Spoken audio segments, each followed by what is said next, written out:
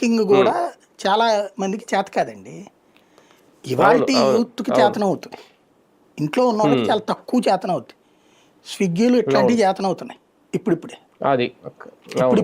అది కూడా అది కూడా కంటిన్యూగా చూడడానికి కూడా బద్ధకం, లేదా అవగాహన కూడా ఉండదు. ఏదో తెలిసిన రెస్టారెంట్ పేరు నొక్కేసుకుని కొట్టేస్తున్నారు చాలా చోట్ల. కాబట్టి చాలా ఉంటాయి. ఇప్పుడు ఏంటంటే మనం గ్రౌండ్ రియాలిటీ చూడాలి.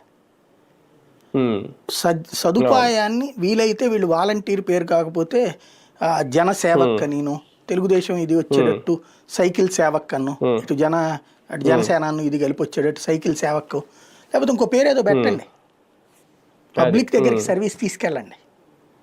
తీసుకెళ్లకుండా ఇదే ధోరణితో ఉంటే రేపు జనం మాత్రం సదుపాయం ఏంటంటే అసలు సదుపాయం లేనప్పుడు ఊహ వేరు, అనుభవించి నోటి దగ్గర మొదబోగొట్టుకోవడం వేరు.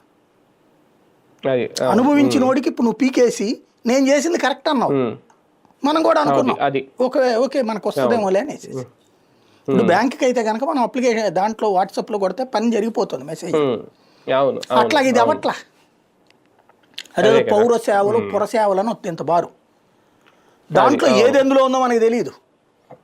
పుర సేవల్లో కొడితే ట్యాక్స్ దగ్గరికి వెళ్తే నేను చెప్పినట్టు వస్తుంది, ట్యాక్స్కి కొడితే 3 రోజులు ట్రై చేసి దాంట్లో వర్కౌట్ కాక చివరికి నేను ల్యాప్టాప్లో పెట్టుకుని డైరెక్ట్గా కార్పొరేషన్ వెబ్సైట్లోకి వెళ్ళి కొట్టాను అన్నమాట డబ్బులు. అదే ఉన్నదాన్ని పీకేసి ఒక బిగ్ ఫెయిల్యూర్ అయితే మూట కట్టుకుంది ప్రభుత్వం.